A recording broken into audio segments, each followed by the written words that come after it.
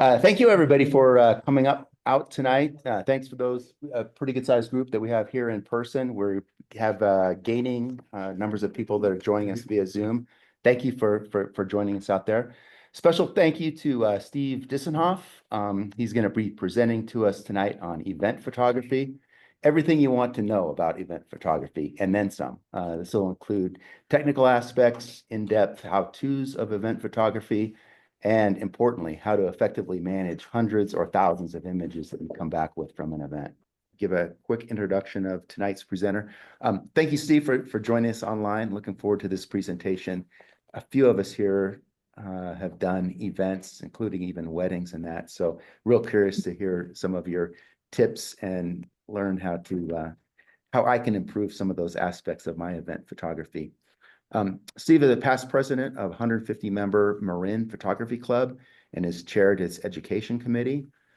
Currently serves as a teacher and mentor to other photographers. Since 2009, he's taught photography for and served on the board of the Marin-based Daraja Academy of Kenya. Daraja Academy. Daraja Academy of Kenya. Okay, thank you. He also holds a press pass with the U.S. Press Agency and serves on the administrative team of www.probonophoto.org, a group of 60 volunteer photographers helping nonprofit organizations and covering social justice, environmental events in 37 Bay Area cities and towns. His photographs dance for the BFA programs at Dominican University and the University of San Francisco, and for professional companies at Lines Ballet, Robert Moses Kin, Axis Dance, and others. For more than 2 decades, Steve has photographed for the Tiburon, there's a lot of these words, Tiburon Peninsula Soccer Club and other local sports organizations. Steve and his wife, Joanne, have resided in Mill Valley, California since the 1980s. I don't know if anybody else had any other questions on any of the events coming up. If not, we'll go ahead and turn it over to Steve for his presentation. Okay, that's a great background. Thank you, Michael. Let me share my screen. Thank you for inviting me. This is one of my favorite topics to talk about. I've been shooting events for more years than I can count. Not thinking that I ever would want to do event photography. You know, frankly, when I thought about event photography, you know, it was like this corporate people with the white shirts and the black, the looking very formal and scared me to death. It's like, I could never do this. And then somehow or another down that rabbit hole, I found I could, but also realized that anytime people get together, it's an event. You know, family gatherings, community, politics, concerts, sports, they're all really event photography. And, you know, we've seen some of these images before. Some of them are formal, some of them are informal events. The civil, you know, the people on the streets, Blue Angels, various dance performances, inside and outside, parades, marches, weddings, sports, you name it. These are all events and all things that we photograph.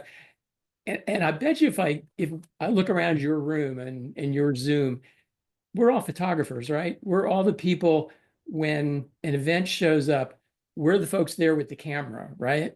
We're the ones who someone says, "Hey, Steve, will you take our picture? Yeah, you're the photographer. Come do this."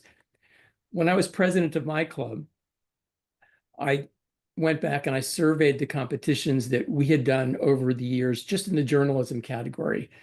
And I found that we had all of these. This is 1 year, everything from parades to weddings to bull jumping in Ethiopia, you name it. Our photographers in our club had gone out there and shot these, and these were really all events. And people say, you know, gosh, why do you do this? And frankly, I've always been until now in my seniority, a fairly introverted person. But why do I like going shooting events? Well, first of all, I swear I'm a voyeur at heart. I love watching people, trying to understand people. My first career, so my non-photographic career, I was a social worker for 17 years. And I was an at-home dad for about 8 years. And then I was the managing partner of a wealth management firm for another 17 years. And through all of that, there was the one theme of me, whether it was, oh gosh, Indian Holi or cosplay or Indian, Italian Columbus Day parades, Hispanic Carnival, gay pride parades, all of these things were cultures that I wasn't part of. And my photography opened these windows to experiencing them through the eyes of the people who were part of them. And that was immensely valuable to me. Next, I realized that there's a power in photographs, that we as photographers can be agents of change. And whether we're fundraising for a scientific program that's working to cure a disease, or out there for supporting Asian moms, there's a power in our photographs. And then finally, gosh, as photographers, now my family hates posing for me, but if I go out to Carnival, I go out to an event and I have people there who say, hey, come take my picture, I'm all dressed up. This is an amazing time for us to be able to go out and work on composition and storytelling and lighting and a variety of conditions, and shooting portraits of people who actually want to be photographed. And again, you know, we are all photographers. We want to improve. I'm a lifelong learner. Every time I go out and shoot, after all these years, I'm still learning every time I go out. So tonight, I'm going to talk a little bit about my background in photography, things I've learned along the way. And then I'm going to spend a good amount of time going into the weeds of this, that what Michael was talking about, of how we do event photography, all the nuances of event photography, and whether we're shooting events for someone who has asked us to shoot an event, or whether just shooting a family gathering. A lot of the things I'm going to talk about transcend across the genre of events, no matter whether you're shooting corporate or you're shooting families. And finally, gosh, when I come from back from a dance performance, I shot one last Friday. I came back with 1,600 images. 2 weeks before that, I did another dance performance I was hired to do, came back with 3,000 images. How do you get those from the thousands or the hundreds down to the few that are going to tell your story? So I really don't remember a time that I didn't have a camera. That picture in the upper left is me in about, gosh, 1952 or 53. All the guys in my family who came back from the war all seemed to take up photography. They all had cameras with them. And I have always had a camera, whether it was, you know, the Boy Scout National Training Center or a protest in Washington in 1972 or 3, working as a social worker on the Boston Commons, or with 500,000 of my best friends at a Grateful Dead concert. I always had a camera with me, but I was never very good about it. I had no native artistic talent. That all changed about 25 years ago. I was coaching baseball for my youngest. And at the end of the season, this father who I never noticed him, came up and presented me and my assistant coaches with this beautifully bound book of photographs from the entire season. And I went, wow, I was so touched that he'd done this. Well, the next year, my son graduated from me as a soccer coach to having a pro soccer coach who's said to the parents that were on the team, I do not want to hear your voices. You can clap, but I'm the coach. I don't want to hear you coaching. And hey, I've been coaching for all these years. So what I did was I pulled out my camera and I started taking photographs. About a year later, I went to the local soccer club and I said, look, you guys need one of these newfangled things called a website. And they go, no, we don't. And I said, trust me, you need a website. I will build it for you. And what I did was I started taking photographs to drive traffic to the website, and ended up taking thousands of photographs and posting them on the website. And I still do that. I loved taking photographs of sports so much, I ended up taking more sports and looking for sports to photograph. And so the top center picture is the oldest trail race in America. It's called the Dipsy Race. It's one of the hardest races in the US. I've been photographing that for about 10 years. I sit on the top of the aptly named Cardiac Trail and take pictures of the runners coming up. And what I've learned is positioning is important. Knowing the sport is important. Looking for separation. Paying attention to my backgrounds. Looking for the decisive moment. If it's a sport that has a ball in it, follow the ball. That's where the action is going to be. In soccer, if the ball goes up, when it comes back down again, there's going to be three heads vying for it. So that's where your shot is. You should be taking there. Take lots of photographs. I want to get low because I want my athletes to look heroic. And know that you're going to miss stuff. No matter how good you are, no matter how much thoughtful you are going to miss things. Let it roll off your back. So you photographers, that picture of the quarterback in there, right? The judge in me says, "Yeah, gosh, Steve, you cut off his feet. You shouldn't have done that." Well, that wasn't the problem with the photograph. The problem with the photograph was the other quarterback in the game was Jared Goff, who was the #1 draft pick in the NFL. I missed him, didn't get any good shots of him. Well, it's one of the things you learn as you go. My daughter, when she finished Stanford, started dancing professionally and danced for about 10 years. And she invited me to stop sneaking my camera into dance performances and start shooting for her. And I've graduated to now shooting for about 10 different dance companies. And what I learned here was, first of all, these are all stage shots. So I'm shooting at ISO 6400 as a minimum usually, sometimes up to 12,800. I'm looking for separation. I'm again paying attention to my backgrounds. I'm anticipating what's going on. So in a dance performance, the choreographers tend to repeat phrases. So if you miss someone jumping at one point, you think about what the precursors were to that jump, and you position yourself to catch it the next time around. Again, I'm looking for the decisive moment, and I'm shooting a lot. As I said, 1,600 images in an hour and 15 minutes, 3,000 images in 2 hours. That's pretty common. I get there early. So the two photographs at the bottom left are the San Francisco dance, I forget what it was called. It was a dance movement festival. The center picture, I'd gotten there early to shoot as they were warming up, also allowed me to know where I needed to shoot that night to get the best shot with the audience in the background. Then, because one of the ethics in my family has always been to give back, I started shooting for community events. And again, yeah, I'm with the camera. Steve, would you come shoot this? So looking for nonprofits that are holding fundraisers, even some corporate events, but basically putting my hand up to volunteer to photograph for other people to give back to others.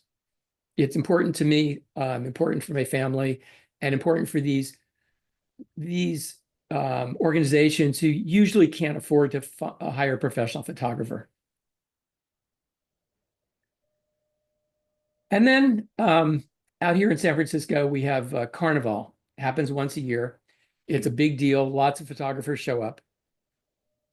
And one year as I was shooting this, a colorful event. I get there early. I watch people put their makeup on. Usually that's the time when they put a pose for you before the parade. I started realizing that there were other photographers who were inside the police lines. And I started wondering, well, how do you do that? How do you get that kind of access? And I started asking around. And what I ended up doing was applying for a press pass through US Press Agency. I have posted over 70 photojournalism essays on their website. So it's not just for me, it's for them as well.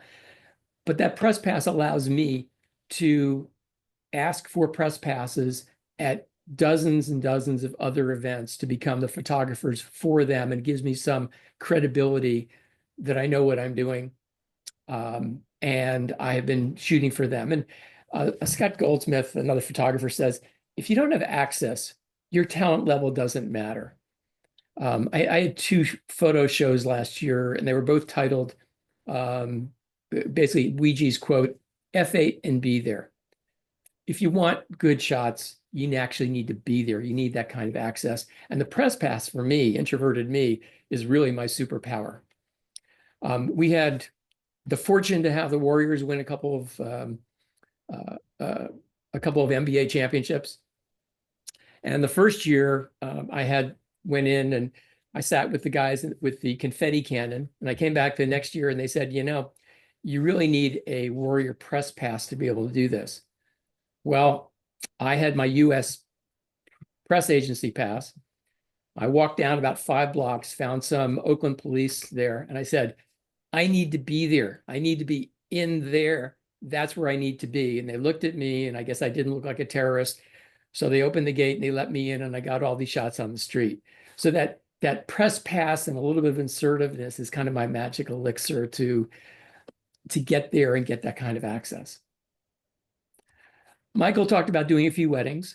As a rule, I don't do weddings. I have done a couple for friends. One of my takeaways from weddings was that I did not realize is that at a wedding, the photographer is the person who's in charge. The minister says, "Where do I stand?"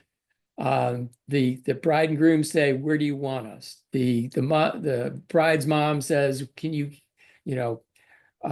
we need this photograph." So I'm really the one who's running the show, which just shocked the heck out of me that I was able to do that. I was also hired a few years ago to shoot the funeral of one of San Francisco's matriarchs. And this was at St. Peter and Paul's Cathedral in San Francisco. I put on my best 3-piece suit, held my camera at waist level, found a pillar that I could sneak up around and shoot behind where no one could really see me. And this was the flip side of the wedding. This was I'm going to be a fly on the wall. No one's going to notice me. I'm going to take pictures. The family was incredibly thankful that they had these photographs to remember this by. And then, as Michael said, 8 years ago, after the first Women's March, somebody I now work with had volunteered to organize the photographers for the Women's March. And afterwards, he thought that it would be a great idea to get photographers together as volunteers to photograph for social justice, photograph not for environmental causes, and photograph for nonprofits who can't afford photographers. In 8 years, we have photographed 1,200 events in 37 Bay Area cities and Sacramento. We have 60 volunteer photographers. We have our website alone has gotten 17 million views. And the organizations that we shoot for use these for funding, for their own PR.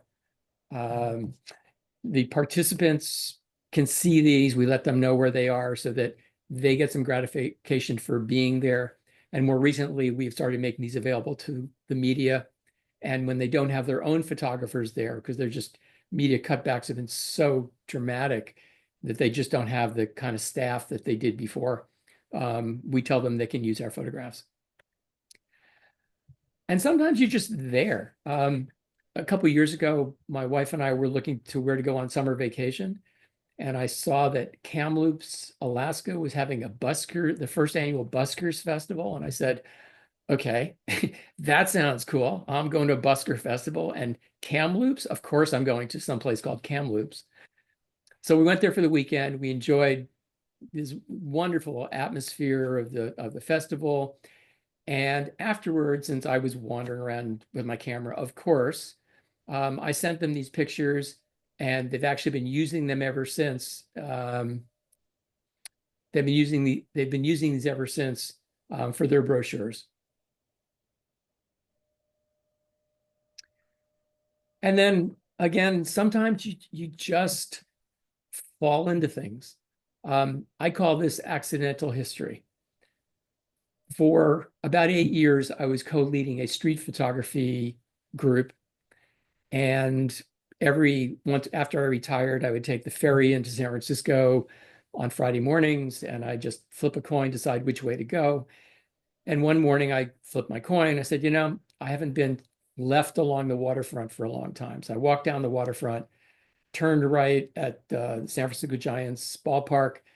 And at the foot of Second Street, there were a bunch of chairs set up and a podium and gold painted shovels.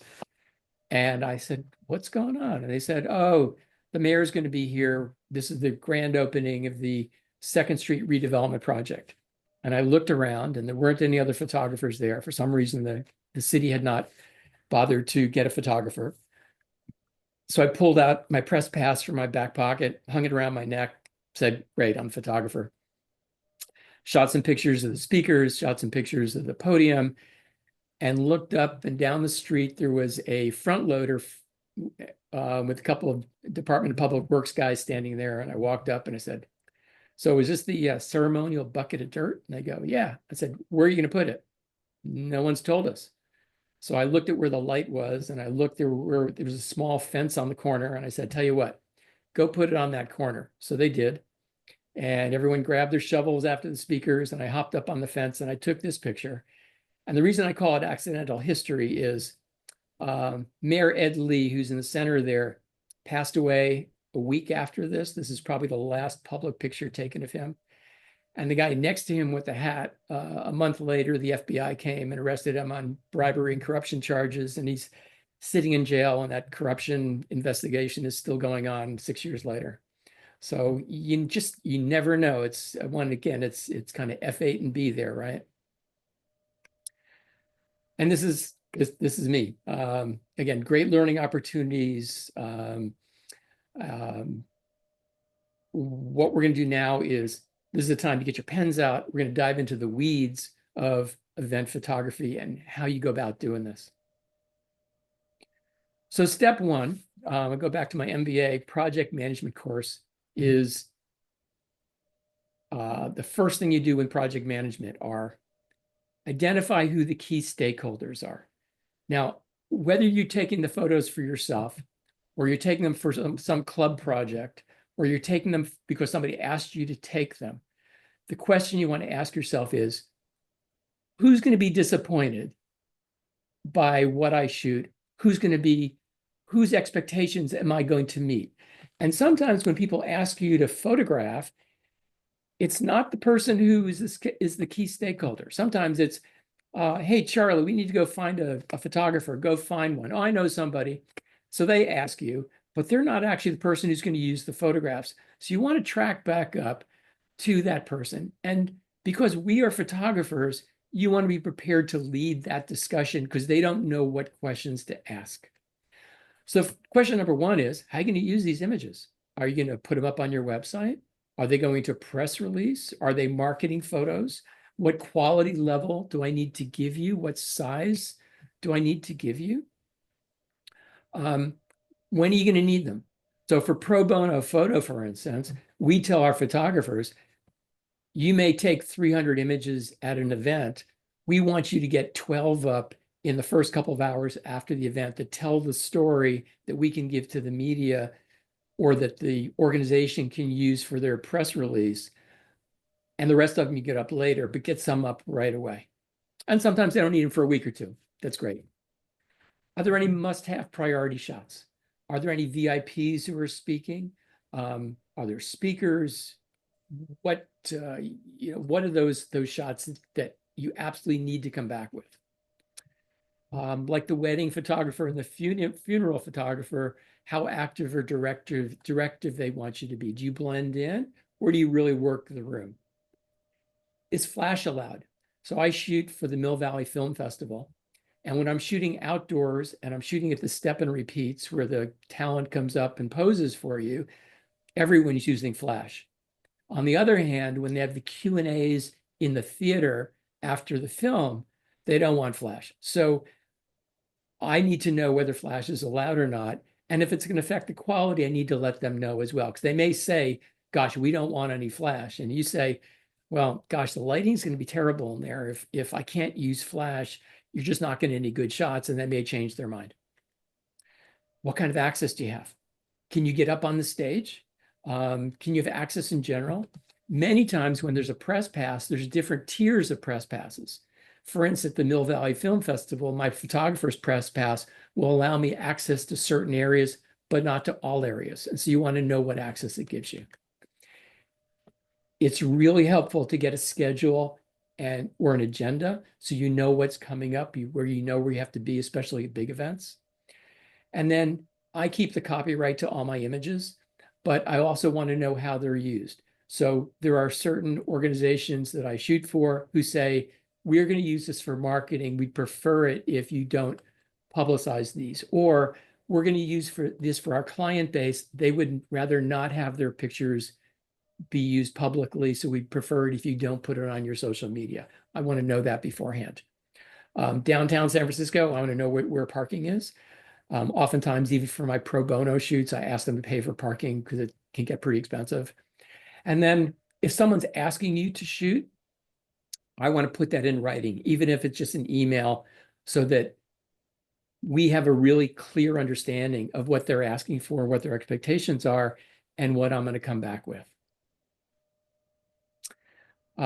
This is a shot list and a schedule for a science march back in 2018. I took this and I created my own shot list. These are things that I wanted to make sure I got. And what I did was I put them on my phone. So I carried them with me and I could look at it and check these off as I went around. We had a couple of photographers there. This was a pro bono event. So the photographers, we divided up certain things that we were going to be responsible for, but yet I think all of us managed to cover just about everything along the way. And what you find with events, and I'm almost 74 years old, the older I get, the more tiring it gets. This can be a few hours doing event photography. You can get really tired, but it's all worth it in the end. This is a typical shoot. This was a Mill Valley Film Festival shoot. I had a placing shot in the upper left, so you know where it was. I shot inside the theater, again, no flash. I probably took 30 to 50 images inside the theater, moving around, waiting for exactly this, which is the gesture towards the talent, the logo of the Mill Valley Film Festival on the wall on the back, the heads of some of the audience in the foreground. This was the shot that I really was looking for. I had sponsor shots because they're out there selling their wares and being public. I want them to know they're appreciated. I snuck down into one of the rows of the audience and waited for the screen to light up their faces and took some, they call B-roll shots. And I have actually a few photographs of Emma Stone. In fact, her Wikipedia page photo is and has been for mine for the last couple of years. Just being there, fun stuff. So preparing, and when you're preparing for an event photography shoot, or you're preparing to go out and shoot birds, nature photography, you want to spend some time the night before. So I'm looking at my equipment. I'm looking at my settings, cleaning my cards, making sure my sensor's clean. My memory cards have been emptied from the last shoot. The last thing you want to do is get out there with no memory cards, or memory cards that are full and things of images you can't delete. I want to set my camera clock twice a year.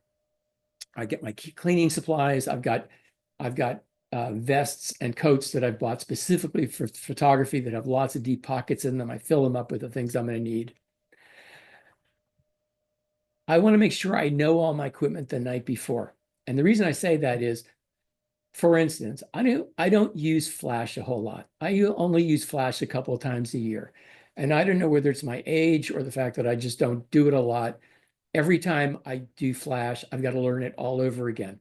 So I sit down the night before, attach my flash to my camera, go through the manual, make sure I know how to use it. So the next day when I'm out shooting, I don't have to learn it on site. My camera, and then I'm anticipating, what's the weather going to be the next day? What's the lighting going to be? Prepare something's going to break. Do I have a spare, whatever? You can't control the weather, you can't control the event, the crowds, you can't control the event, but you can be as prepared as you possibly can. Probably goes back to my Boy Scout days of a scout is prepared. My camera has 13 configurable buttons on it, 10 on the function menu, has 25 custom menus. There's an 80-20 rule where 80% of the things I'm going to use are on 20% of the things. And so what I do is I make sure I know my customizable buttons. I usually don't change them, but I know where they are on my camera without ever using them.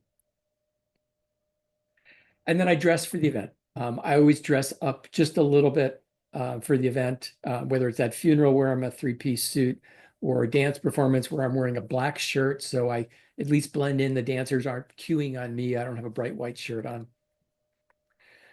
Technically, I shoot manual. I shoot manual with back button autofocus. I use a fast zoom lens, a 2.8. Indoors, that's a 28 to 75 Tamron 2.8. Outdoors, it's a 28 to 200 Tamron. I shoot as much as possible using natural lighting, but I use auto ISO. So I set my ISO from 100 to whatever I think the maximum I'm going to use that day is. It's important to recognize that you can fix noise in post. I can easily fix noise up to 12,500 and make it look really good. I can't fix blur. So if you blur things because your shutter speed your shutter speed is too slow because you're trying to go with 100 ISO or low ISO, and I have a whole other presentation on noise that I can tell you, don't do it. Set your ISO, whatever you need to get the shot. And so going manual with auto ISO gives me control over my depth of field, gives me control of my shutter speed, and I let the ISO pretty much take care of itself. And if I need to adjust the exposure, I'm going to adjust it on using compensation, not the exposure triangle. I shoot raw 100%. I've learned my lesson. Let me tell you, not to shoot JPEG. You cannot fix color casts with JPEG. And with JPEG, you get, with an 8-big JPEG file, you get 56,000 color combinations. With RAW, you get 3 trillion color combinations, and you get that much more data. And if you're using something like Lightroom or any modern post-processing software, you can make a 14-bit image look just like the JPEG we see on the back of our camera, except we've got so much more data. We've got more dynamic range to it. We've got more color science in it. So, and these days, memory is cheap. Back in the day, my first computer had 4 megabytes of memory. These days, my phone has 1,000 times more than that, and the SD cards have I've got 250 gigabyte cards. So I am shooting raw and shooting a lot. Be wary of LED lights. A lot of the newer stages, a lot of the newer indoor facilities have LED lights. And if you're using a mirrorless camera, you're going to see banding. So early on, when you're doing an indoor shoot, you want to pixel peep and see if you see banding. And if you do, turn off the electronic shutter and go with the manual shutter. I shoot a lot. I shoot continuous. Even if I'm shooting a portrait, I'm shooting bursts of 3 to 5 images because people blink, because there's things going on behind me that's drawing their attention. And so I always have my camera set on either low or medium continuous burst shooting, and I shoot a lot. You can create custom modes on your camera. So before every shoot, I go into my M1, M2, and I think my camera has M3 on it. And I do one I love like slow panning shots. So I've got one set for 1/10 of a second. I've got another one set for my flash if I have a flash. And so I set these, trying to figure out what I'm going to need the next day.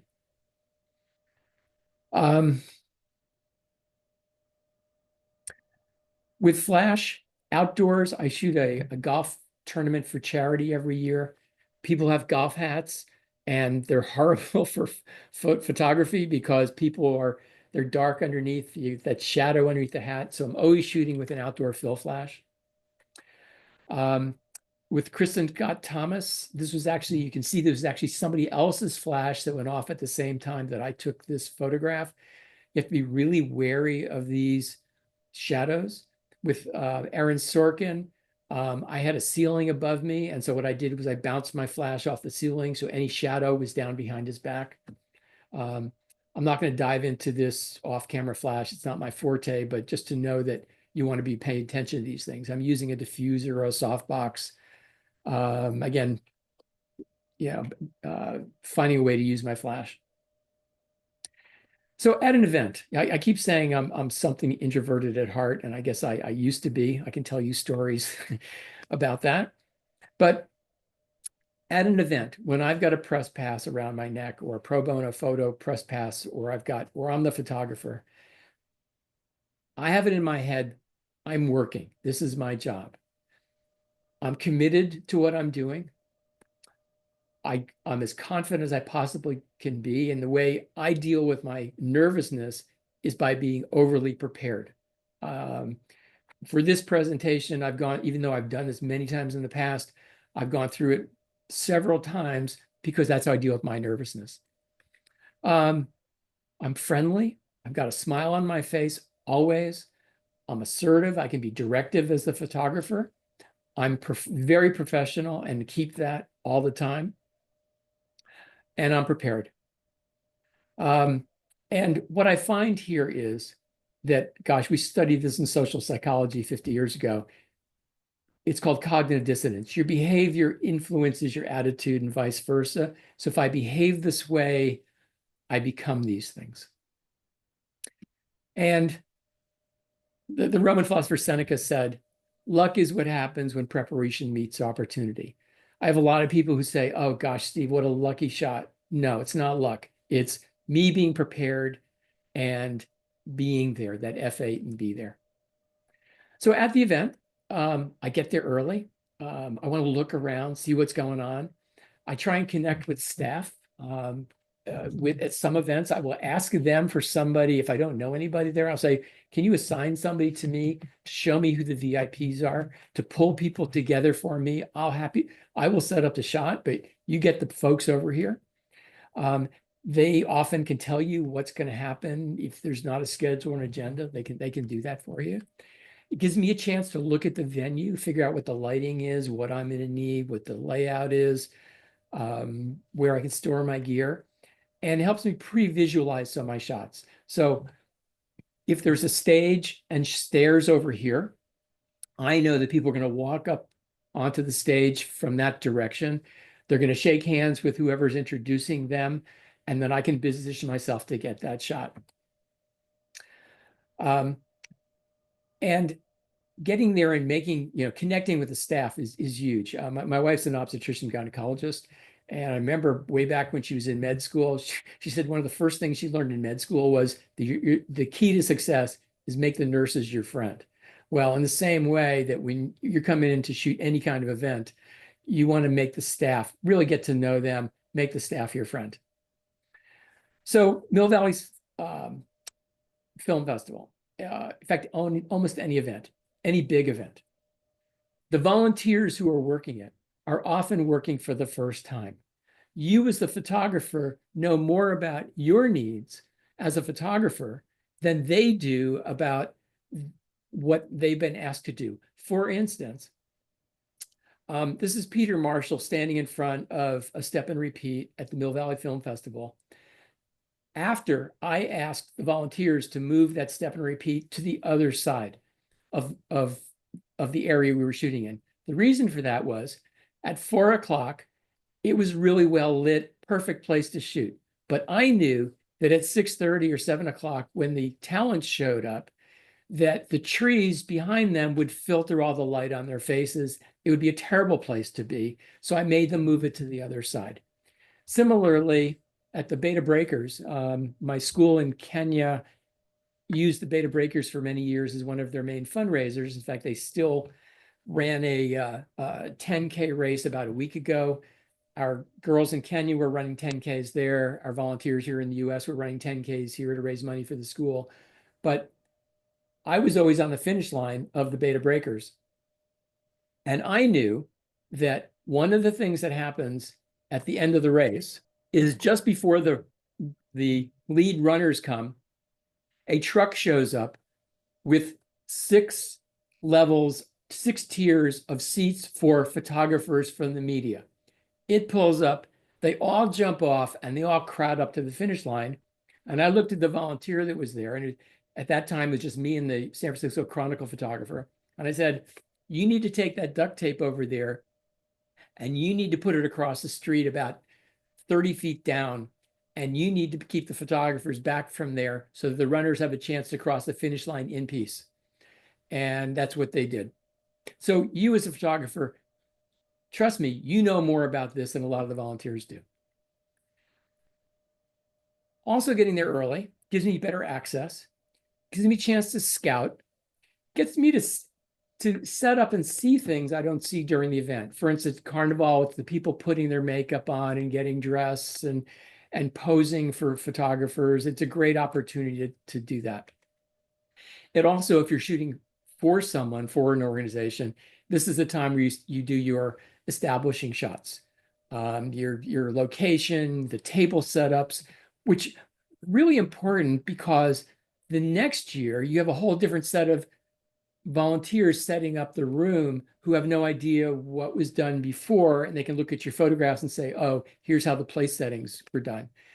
Signage, volunteers, sponsors, great time to do all that. And then before the event really kicks off, you've got this less formal time where people come in, they're interacting with people. It's a great time to take group shots, colorful dresses, interesting things. This is a great informal time to take this. I was shooting for a group called Real Options for City Kids that does after school programs for children in southern part of San Francisco. And they had managed to get the Ohana room at the top of the new Salesforce Tower, that if you were a photographer, it took you 6 months to get a pass to get up there and shoot from there. Well, they said, Steve, would you come up here and be our photographer? I said, you bet I would. And so these are shots that were taken before the event ever started, and just give me a chance to, wander around and take this before all the speakers got going. When you've got speakers, it's just me and my camera. I try and blend in. I move really slowly. I've been speaking enough to groups that I know what it's like to have a distraction in the audience. I don't want to be that distraction.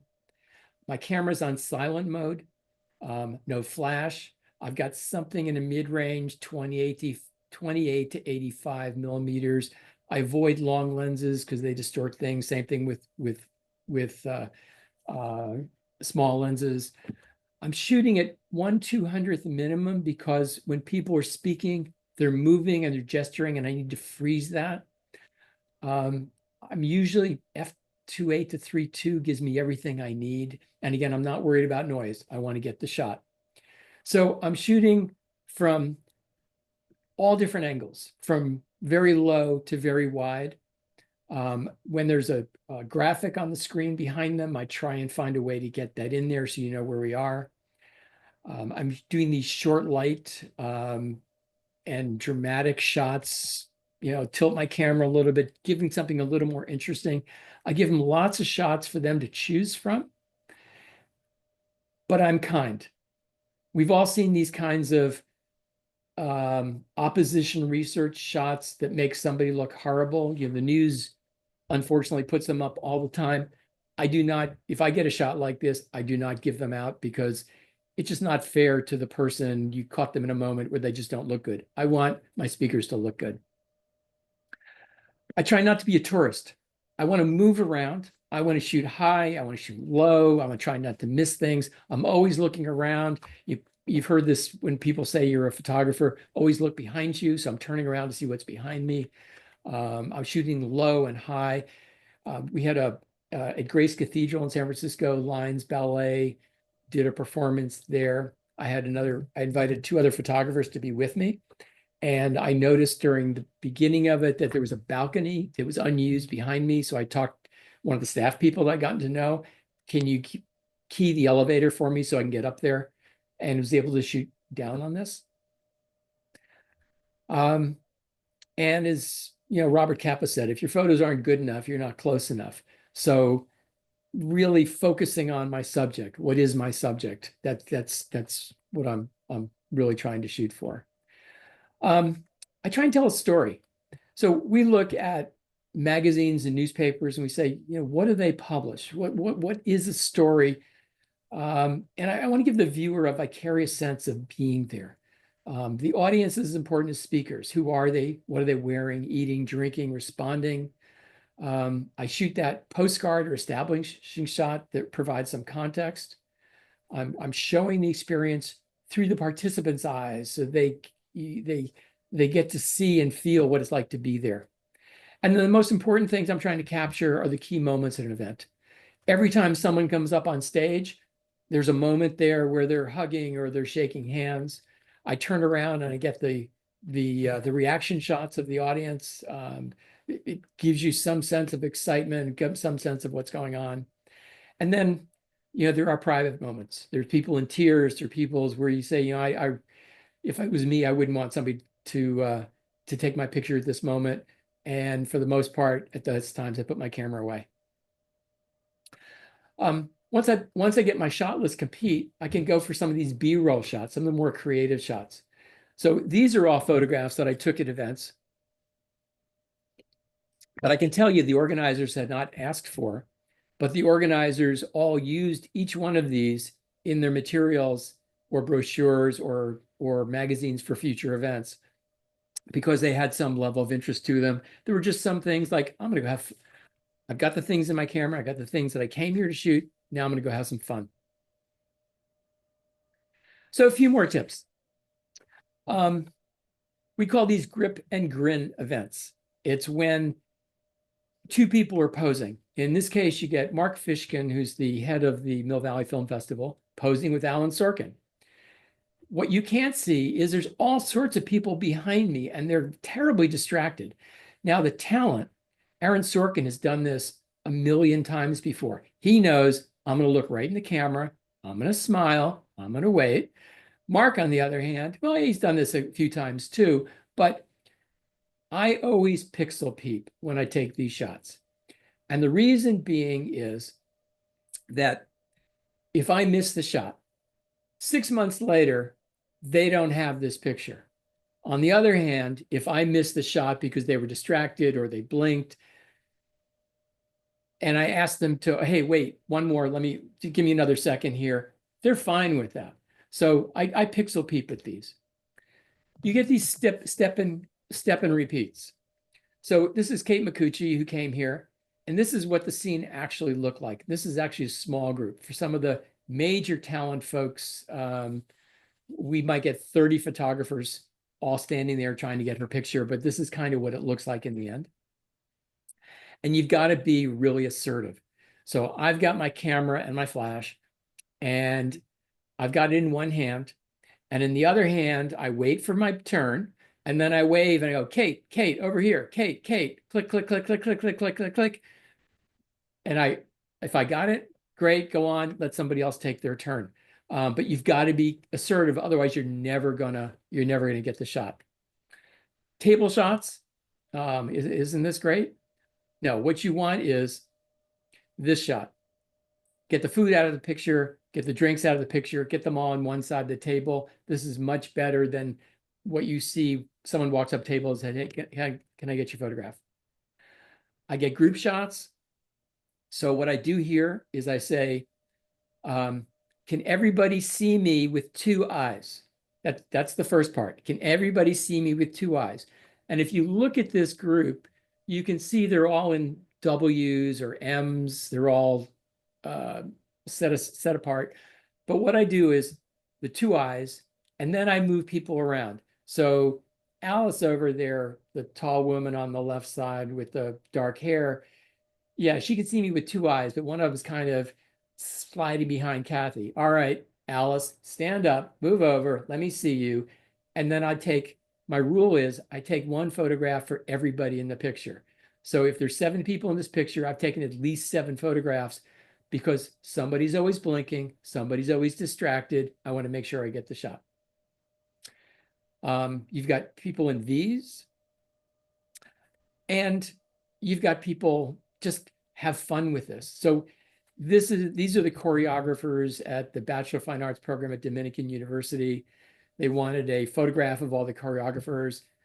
They all came out and they gave me their dour look. And I said, tell you what, give me one good photograph, and then you guys have fun with the next one. And of course, this is the one that the university decided to use because this is the fun one. It's not them all just looking at the camera. Video, if you've got a videographer there, they have priority. They're usually on a tripod. I usually go approach them before the event starts to make sure that I can get around them. A couple of occasions, they've been backed up to a wall and I say, can you move out 2 feet and plant yourself here so I can get behind you? And I ask them where their field of view is, so I'm not in their shot as I'm moving around. And if there's a paid photographer and you're not the paid photographer, defer to them. If it's a wedding and you've got your camera there and there's a paid photographer that they're paying $1 zillion to shoot this for, don't be Uncle Bob. Stay out of their way. Don't show people drinking or eating, and then don't drink yourself. I will go home after a shoot, sit down. My wife will hand me a beer, and I will just kind of veg out for a while before I turn myself to my photographs. But I don't drink at an event. Just rule of thumb. Okay, that's a ton about event photography. So you've come back with hundreds of photographs. Now what? I have leaned on Julianne Kost, Bob DiNatale, and Matt Kloskowski for a lot of information that I'm going to present to you, plus an awful lot of things that I've learned over 25 years of shooting events. First thing is workflow. Try and get it right in camera. Yeah, I can fix a lot of things in post. I really can fix a lot of things in post. But if I get things right in camera, I don't need to do all that work in post-processing. Don't put your images aside for 2 weeks and come back to them. Do it as soon as you can. Some of you may be people, some of you may be these people, and some of you may be people like I know who say, I went on a photography tour to Namibia 3 years ago. I took 30,000 photographs and I still haven't looked through them. Don't be that person. Triage your images right away because you know which ones you think are the ones you got. Go look at them right away. Start working on them. Cull down your images as soon as you can. When I import them, and I use Lightroom as my base, I use them with an import preset of lens corrections, and I use the camera Sony color profile. I import them all on that. And then here's a trick. So I used to use Photo Mechanic because Photo Mechanic was so much faster than Lightroom in going through my images.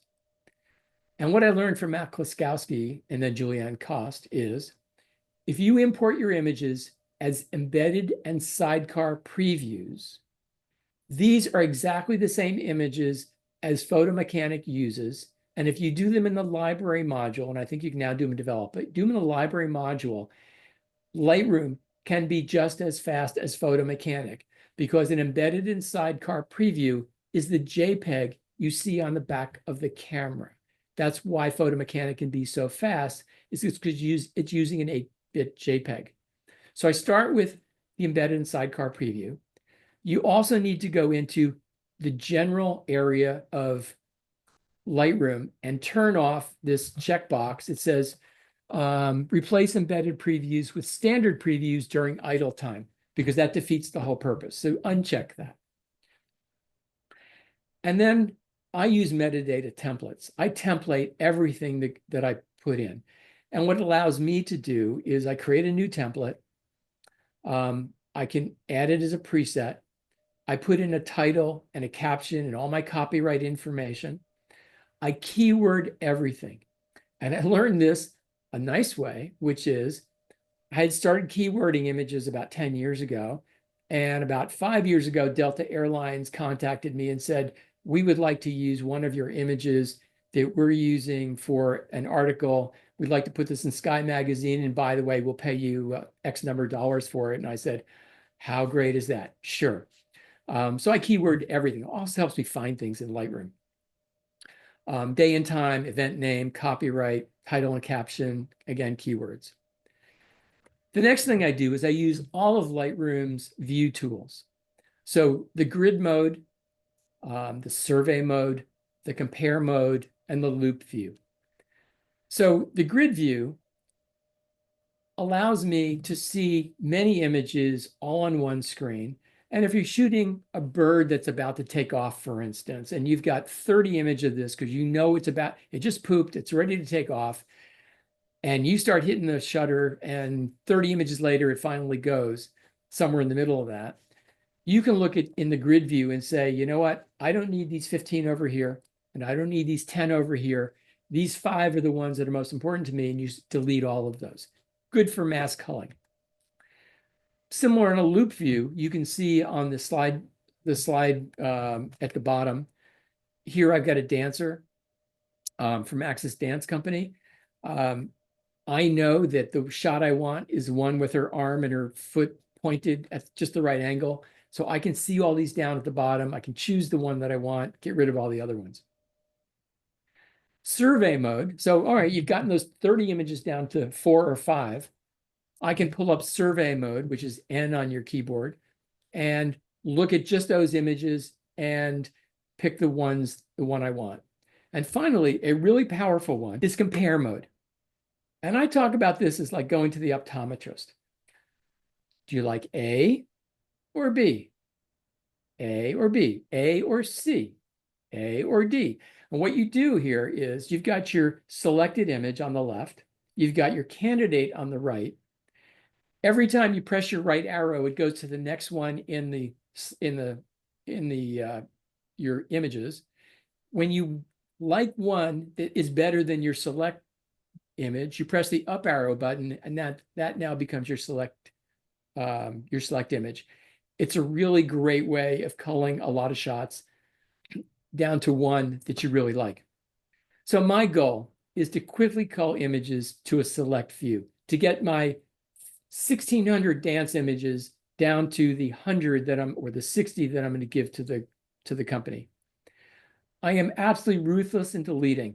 I come from a family of pack rats. That's kind of what I was when I started this. I have 120,000 images on my computer. I could easily have 1 million. So I ruthlessly delete the ones I don't need. I know what will tell my story. Julianne Cost goes through her images and she gives any possible a 2. And she goes through that once. And then she hits the button that says, just show me my 2 stars. She goes through them again. And anything that she doesn't like, she reduces to 1 and they disappear. And she culls her images that way. I delete my unwanted images. And again, remember, we're looking at a JPEG now. So once I delete my unwanted images and I've got my 1,600 down to maybe 130, now I tell Lightroom to build my one-to-one previews. And here's where I start editing. The best tip to be efficient in Lightroom, and I am the salon and special interest group czar for my club. We have 18 salons that are held monthly on Zoom, and I watch a lot of the other hosts do this, and they're all reaching for their mouse all the time. And what I tell people is the best tip to be efficient in Lightroom is to learn the shortcuts. And you don't need to learn them all. There are pages and pages of shortcuts. But if you learn these, it's the 80-20 rule. These will get you almost everywhere you need to go in Lightroom and do it quickly. So you don't need to think about what you're doing. You can simply focus on your editing.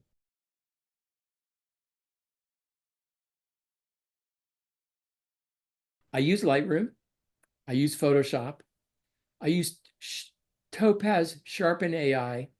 and I use Lightroom's denoise. I think I used to use Topaz denoise. I think Lightroom is a little slower, but works a little marginally better than Lightroom. And something that I have recently discovered is Adobe just added these two profiles that you can apply to your photographs, adaptive color and adaptive black and white. And these are the closest things to cheating that I've ever come across. They nailed this. So when I import my photographs now, I apply adaptive color profile to all of them. And it's a profile. So all your settings are still at 0, but this is your starting point. There's a slider. So I'm always sliding that to get to where I want to be. But last week, the 1600 photographs, and when I applied adaptive color to it, probably saved me 2 hours of editing. When I'm choosing images, and Bruce was telling me before, you haven't had photojournalism as a subject in your club, but you've been thinking about it. So let me talk for a moment about photojournalism. We had a judge here a few years ago who all night just said, when he looked at photographs, what's the subject? What's the story? He kept harping on it. And that's come in my mantra when I'm pressing my shutter. What is my subject? What is my story? What's necessary in my frame and what isn't? I may see I want my viewer to focus just on the things that I want them to look at. What does the viewer see in the frame versus what do I know that's going on contextually in the area? I want to focus. I want to be able to see what the viewer is seeing in my frame. I'm looking for action shots. So 2/3 of my images are action, 1/3 is a flavor. I'm looking for images that elicit a reaction or provide some kind of flavor. I've been a competition judge. I've watched, oh gosh, dozens of competition judges. This is the kind of thing they're looking for as well. A diversity of images in my story. Some are tight, some are medium, high and low. I want to mix it up a little bit. In my club, you're allowed to, in photojournalism, submit either a single image or up to 4. So if I want to include a sequence, I want to understand whether every image in the sequence tells part of the story and I'm not duplicating things by having 2 images telling the same story. And then in photojournalism, for me, and even when we're giving our images to the media, the story is the image and the caption. So journalism 101 is the 5 W's: who, what, when, where, why, and how. And if it's not all in the image, it needs to be in the caption. The rules still apply in photojournalism. All these things that we learn about in photography, these all are important in our photographs. But in photojournalism, the image, the story is actually more important than the quality of the image. Jay Maisel talks about 3 things in his images: street photography, light, gesture, and color. That's kind of what I'm looking for as well. And then you can do this in post, but try and get your horizons level. It drives me crazy when I'm critiquing images and I see a horizon that's not level. It's like, you can do that in post. You can do that with your camera. And sometimes it's hard when you're covering an event. You just whip your camera out. And so that's something you finish in post. So competition images for us, the journalistic value is considered over pictorial quality. You can't misrepresent the truth. You can't clone things in and out. Those are totally unacceptable. Any adjustments must appear natural. So putting making things in some other color, if it's not black and white, putting a vignette on there, those are all things that are kind of not natural. And then we do sequences, as I said, and titles. So what I do is when I'm creating a story is I create a Lightroom collection because I can move images around in a Lightroom collection where I can't move them around in a folder. I find an establishing postcard shot. This is the image that actually I sold to Delta Airlines. I'm looking for an image that has some negative space in it to create the title shot. I'm looking for an image that tells a story with and without words, sometimes highly filtered. And I'm looking for connections between people. So I took probably 30 or 40 images of these four guys at the film festival. And what always happens is somebody's asking a question, somebody's responding to it, and another guy is looking at his notes or looking at the audience, trying to think about how he's going to answer the next question. So I'm waiting for that moment where everybody's engaged and everybody is focused on the action. Because if these three guys on the left are looking at each other and laughing, and the guy in the gray shirt is looking at his notes, I can't use that image. It just doesn't work. So I'm looking for that kind of connection. I'm trying to avoid distracting backgrounds. So this is Steve Kerr. He's on the bus. There's obviously distractions in the background. So what I did was I walked up to the bus, looked up at him and said, "Hey, Steve." And this was the image I got. And then again, going back to cognitive dissonance in my social psych classes, I've got these three young women holding pictures of kids in cages. And what happens when you point a camera at them? They all smile at you. I can't use that. So I will look at these days, I will look at it and say, don't smile. Make your expression look like the picture you're holding. I don't, as a photojournalist, I'm not posing them, but I also know that when I'm pointing the camera at them, I'm disrupting their normal behavior at the time. Similarly here, I don't want somebody smiling at me. I want to tell the story.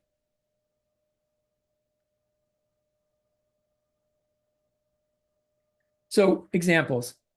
This is a raw image of a support for Asian Americans in San Francisco a couple years ago. The first thing I did with it was correct it.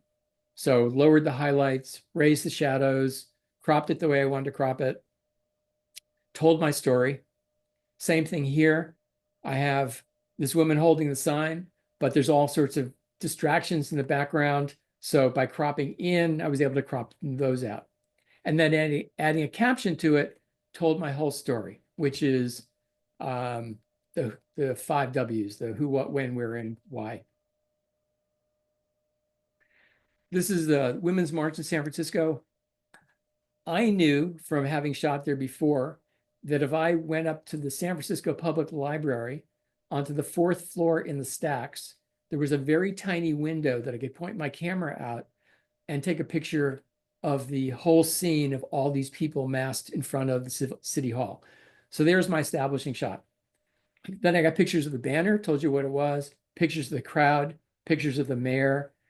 And then because marches tend to be very, very slow and methodical, once I get all the pictures of the signs that I wanted, I walked down Market Street, bought a sandwich, went up to the 7th floor of the Hyatt Regency, stuck my camera out that window and waited for the parade to come down to me so I could get the shot of the scene of all the people down Market Street.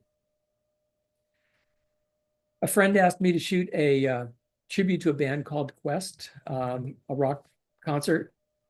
And because I had access, I got into what's called the hug at the beginning, where everyone got together, all the performers got together to give themselves a pep talk and talk about what the show was going to be.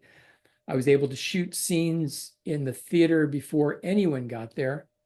Then because my daughter had danced in this venue before, I knew there was a circular stairway, a rickety one up in the back. So I could climb up into the rafters and get the overhead shot. I get my speakers.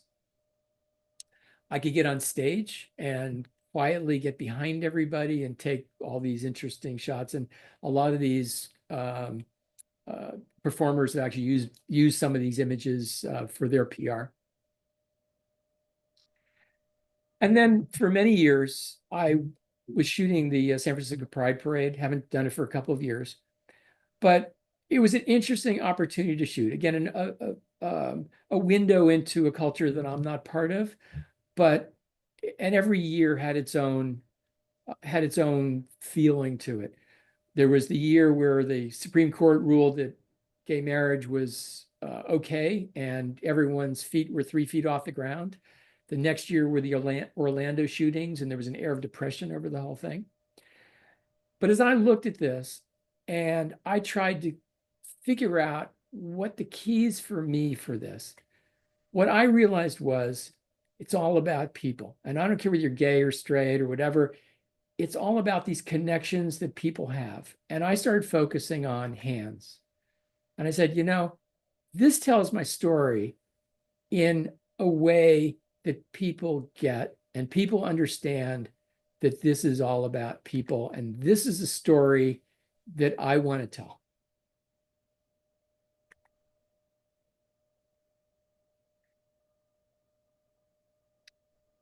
And that's it.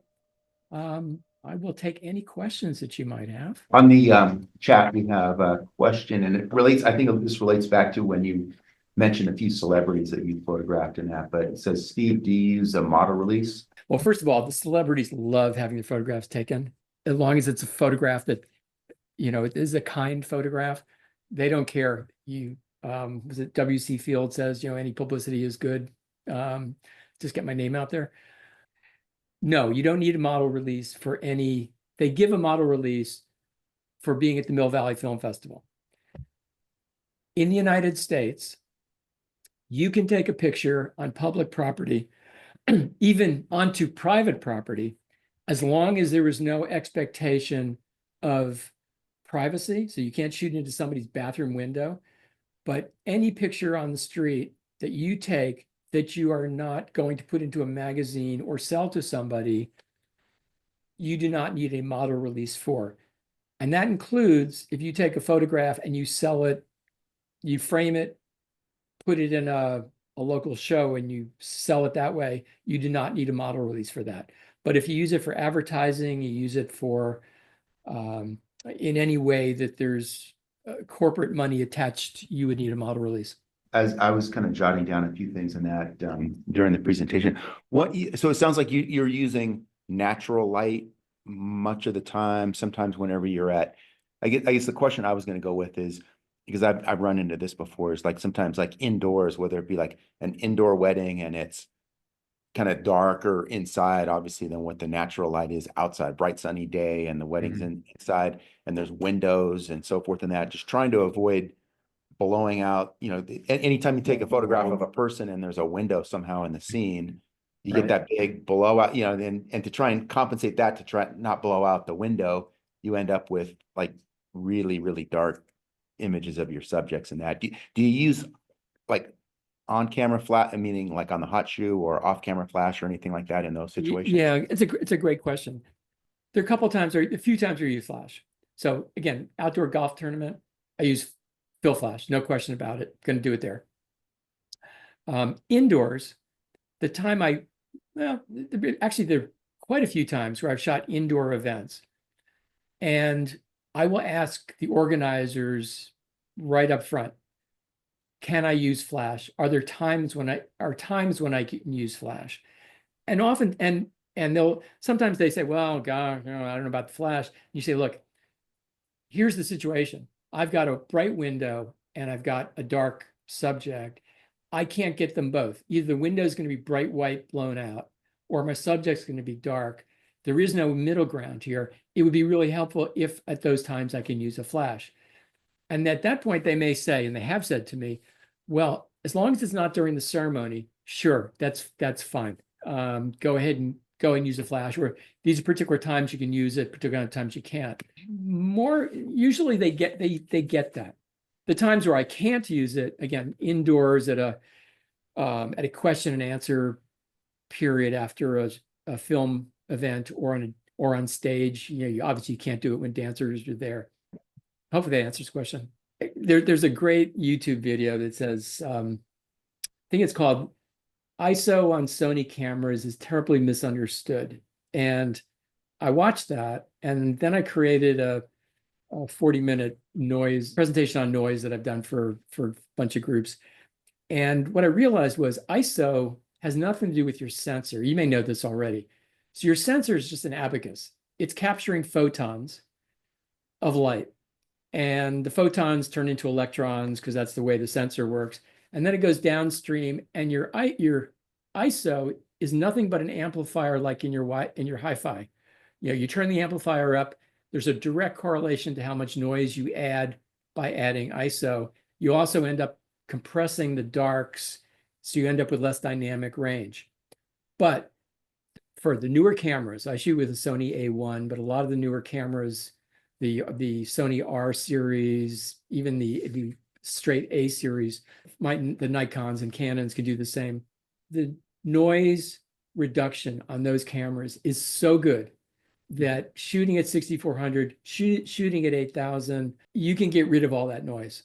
Usually don't worry about ISO. I want shutter and depth of field. Okay. Okay, yeah, no, that's real helpful. Like I said, those are just a couple situations that I've run into myself, and I was wondering what the what the solution is, or what the best idea is to do with that. There was, let's see here, there was another one. Oh, and this is more just a comment, but you mentioned earlier in that too about getting, the press passes and so forth. I think you mentioned concerts, and I've done one concert and was fortunate enough to be able to get the press pass that allowed me to get up. I kind of pushed my way a little bit into getting up into the front area. But when you do like a lot of those concerts, isn't it like where you can only do like certain, like they let you say you get to photograph only a couple of songs, and some other photographer gets to photograph a couple of songs. You have to do a lot of pre-work to find Right. out. I was lucky enough that the wife of the producer of this show is a friend of mine, another photographer, and she said, "Do anything you want, get anywhere you want." Um, a lot of times, and the higher end groups. I mean, I'm never going to be able to shoot Paul McCartney. I'm never going to be shoot some of those groups. They're out of my league. They've got their own photography.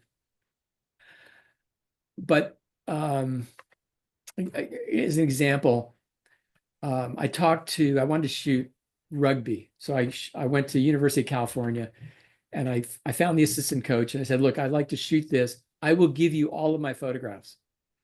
That's kind of the magic word for them, that if you are going to shoot and you're going to give them all your photographs, sometimes that opens some doors that wouldn't normally be open.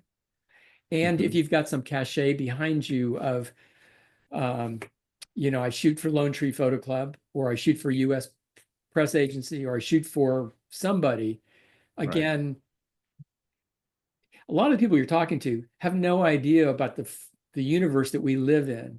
And if you've got something you can hang your hat on, say, I shoot for this, that makes you not just Uncle Bob shooting, it opens doors for you.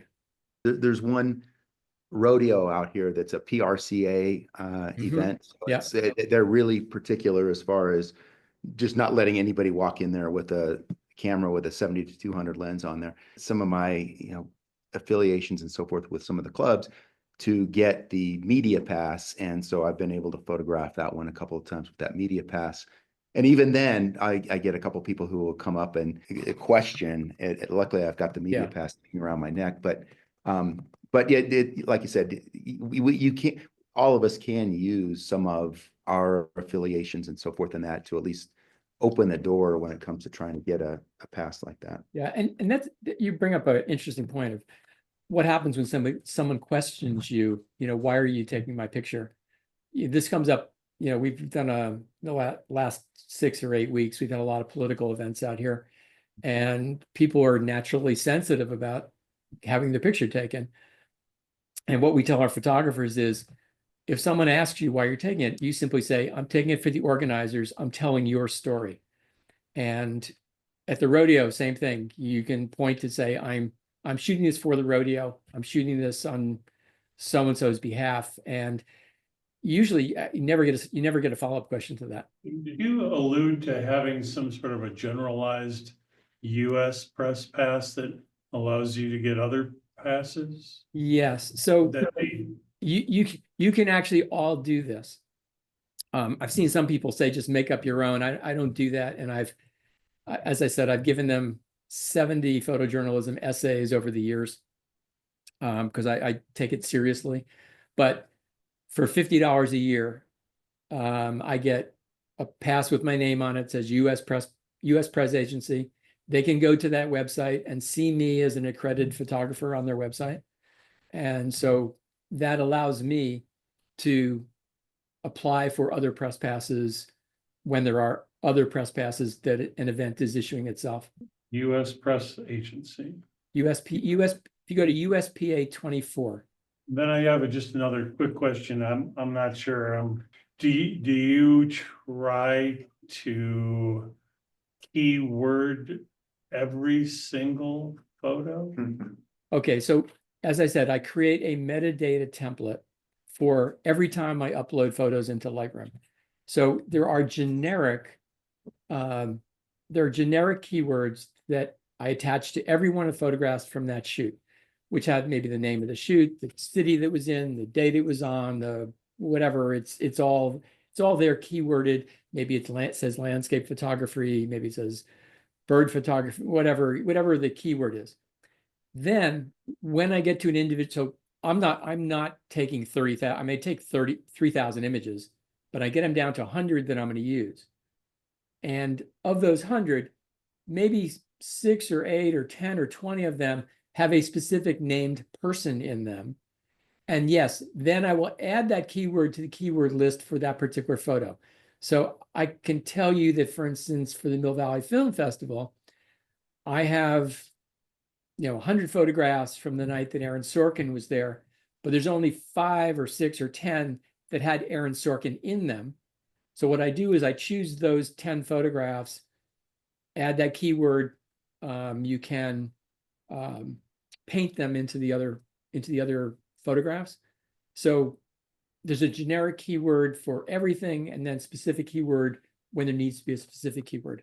Steve, very good. Thank you very much. This recording will be put up for our club members later on. We'll edit it down. I'll send you a link if you're interested and you can. Oh, that'd be awesome. Love to have it. Yep. And there's no other questions. We'll let you get on with your evening. Pleasure meeting you all. Nice to know there's other clubs in other parts of the country that are kind of doing what we're doing here. So it's all good. Very interesting. Great, thank you. Okay. Night, everyone. Good night.